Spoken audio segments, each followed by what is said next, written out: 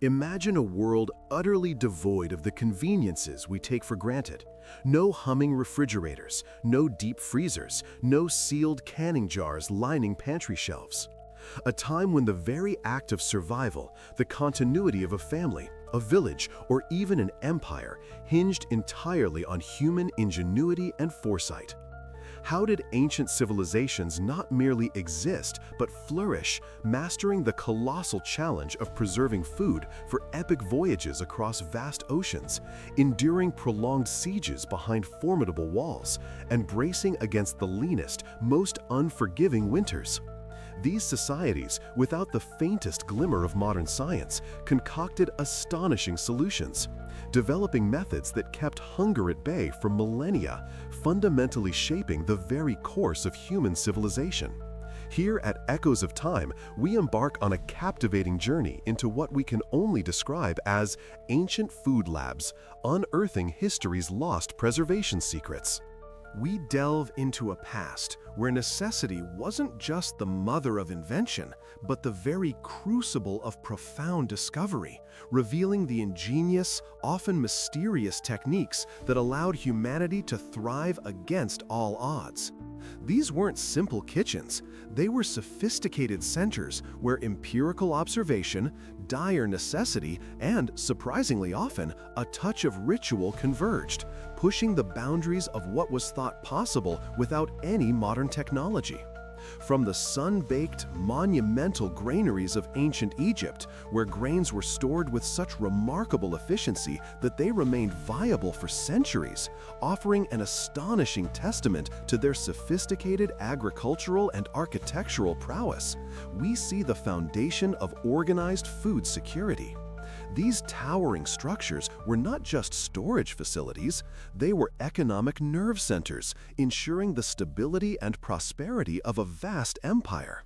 The meticulous care, the understanding of environmental conditions, and the sheer scale of these operations speak to a deeply embedded knowledge of preservation, safeguarding against famine and fueling grand construction projects. Our journey continues through the culinary landscapes of Roman gourmands and the rugged territories of Viking settlers, revealing a shared mastery of techniques like salting, smoking, and fermentation.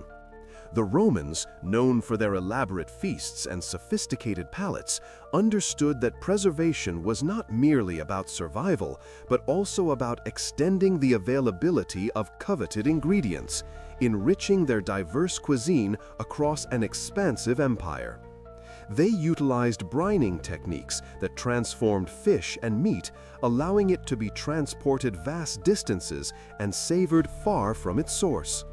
Simultaneously, across the northern seas, Viking communities, facing harsh climates and long voyages, perfected the art of smoking fish and meats over fires, drawing moisture out and infusing them with protective compounds, ensuring sustenance for their legendary expeditions and long, dark winters. Fermentation, too, was a universal language, transforming humble vegetables into probiotic powerhouses, extending their shelf life and enhancing their nutritional value, a practice that transcended cultures and climates. Perhaps one of the most astonishing examples of ancient food technology comes from the rugged, high-altitude Andean environment, where the Incas perfected a form of freeze-drying centuries ahead of its time. Their creation of chuño and charqui, freeze-dried potatoes and meats, was an ingenious adaptation to their extreme surroundings. By exposing potatoes to the intense day sun and freezing night temperatures, then stomping out the remaining water, they created chuño, a lightweight, highly durable food staple that could last for years, providing a vital caloric anchor for their mountain empire. Similarly, charqui, the ancestor of modern jerky, involved sun-drying and freezing meat, making it an ideal provision for their extensive network of runners and armies.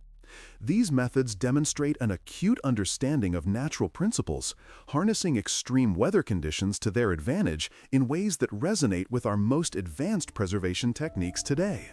Further east, in the cradle of civilization, the Mesopotamians utilized oils and brines to protect their harvests and provisions. Their hot, often arid climate demanded innovative approaches to extend the life of precious foodstuffs. By immersing foods in oil, they created a barrier against oxygen and spoilage, a technique still employed in variations across the globe. Brines, saline solutions, were not only used for curing, but also as a way to store vegetables and meats, drawing out moisture and inhibiting bacterial growth.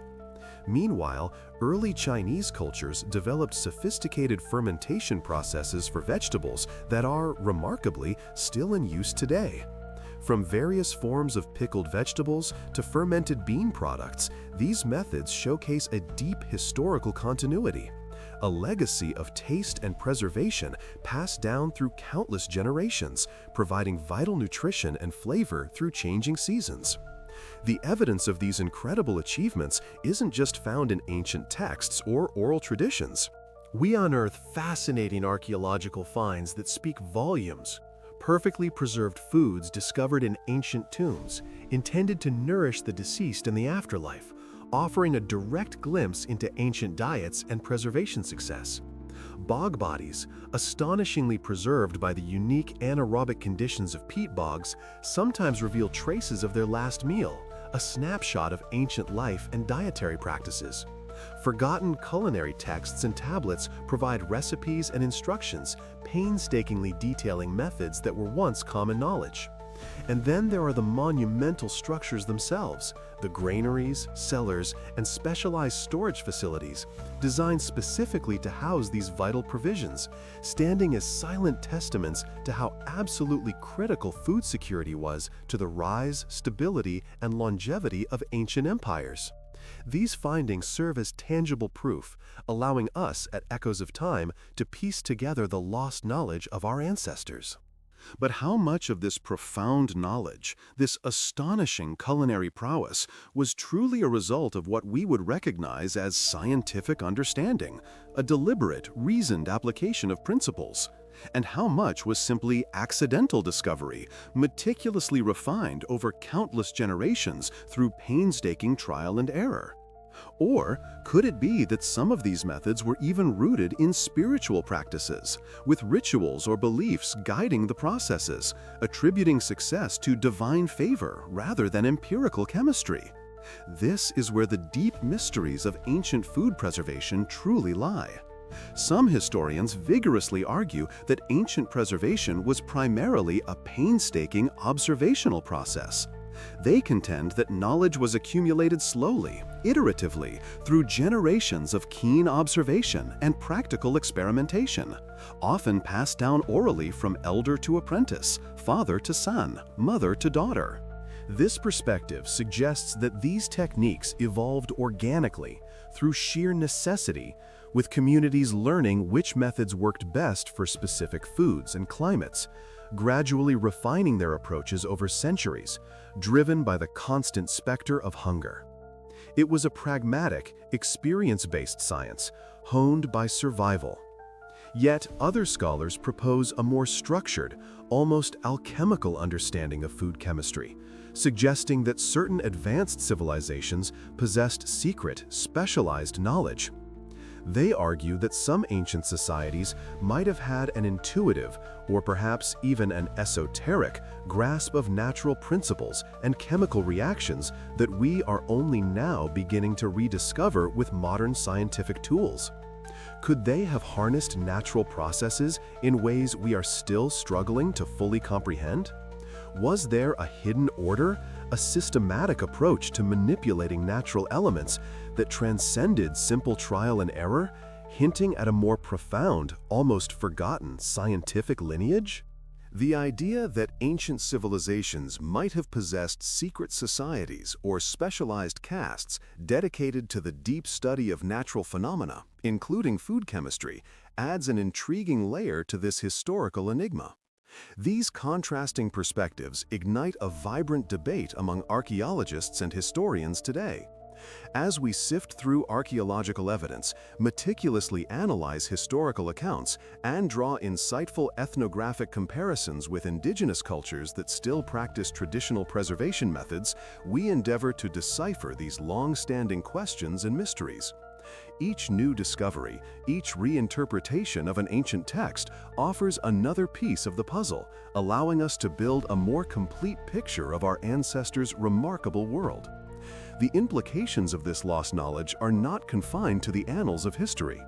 What valuable, forgotten techniques might these ancient methods hold for us today, particularly as we confront pressing modern challenges in sustainable living and global food security?